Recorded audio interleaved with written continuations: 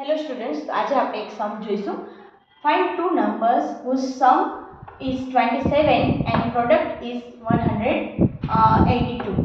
એટલે કે બે નંબર એવા ગોતવાના છે જેમનો સરવાળો આપણે 27 આવે અને પ્રોડક્ટ એટલે કે એમનો ગુણાકાર કરતા આપણને 182 મળે. તો એમની રકમ છે x કૌંસમાં 27 - x બરાબર 182. તો આપણે અહીંયા પહેલા જોઈશું કે આ x અને 27 એમનો બેનો ગુણાકાર અહીંયા થશે તો 27x એટલે કે 27x આવશે. પછી આપણે અહીંયા માઈનસની નિશાની મૂકી દેશું.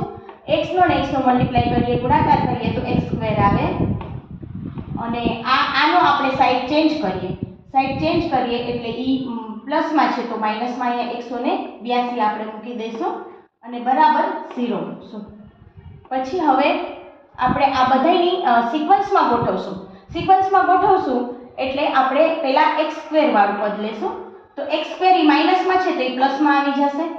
પછી આપણે આ લેશું પદ તો ઈ આવશે ઈ પ્લસમાં છે તો ઈ માઈનસમાં આવી જશે 27x અને આની આપણે સાઈડ ચેન્જ કરીએ એટલે એની સાઈડ ચેન્જ થાય એટલે ઈ માઈનસ છે તો ઈ શું થઈ જાય પ્લસમાં થઈ જાય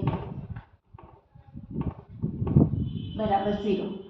હવે આપણે અહીંયા 182 ના એવા બે ભાગ પાડીએ કે જેમનો સરવાળો 27 થાય. એટલે 182 એમને ઈ બે કોઈ પણ બે રકમનો ગુણાકાર કરતા આપણને 182 મળવા જોઈએ, એમનો સરવાળો આપણને 27 મળવો જોઈએ. એવી રીતે આપણે 182 ના ભાગ પાડવાના છે. તો આપણે બે રકમ લેશું 14 અને 13. બરોબર. તો આ 14 × 13 કરીએ એટલે આપણને 182 મળે.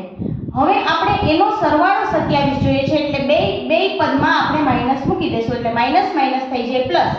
એટલે આપણે બેને -14 અને -13 ને આપણે માઈનસ પ્લસ કરીએ એટલે -27 આવી જાય.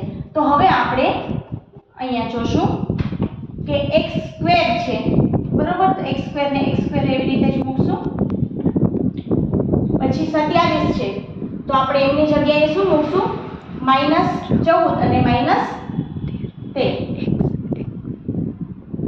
-14x અને -13x અને પ્લસ 182 બરાબર 0.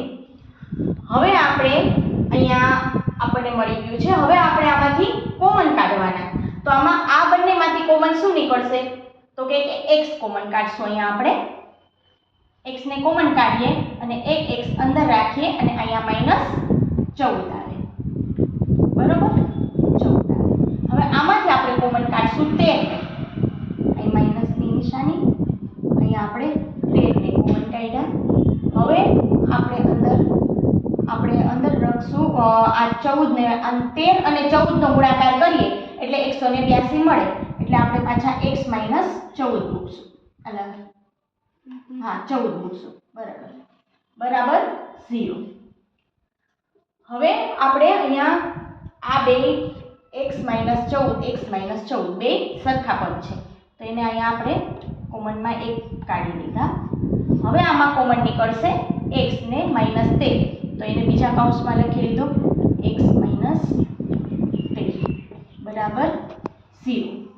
હવે આપણને મળ્યું કે x - 14 બરાબર 0 અને x - 13 બરાબર 0. તો હવે આપણે x ફાઇન્ડ કરવાનો છે એટલે x ફાઇન્ડ કરશું એટલે x ને કરતા બનાવીએ એટલે આ માઈનસ છે તો એ પ્લસમાં આવી જાય બરાબરની ઓલી સાઈડ જાય એટલે x બરાબર 14 મળ્યા આપણને અને અહીંયા મળશે આપણને x અહીંયા પણ માઈનસ છે એટલે પ્લસમાં x બરાબર 13 મળી ગયા. તો આપણને બે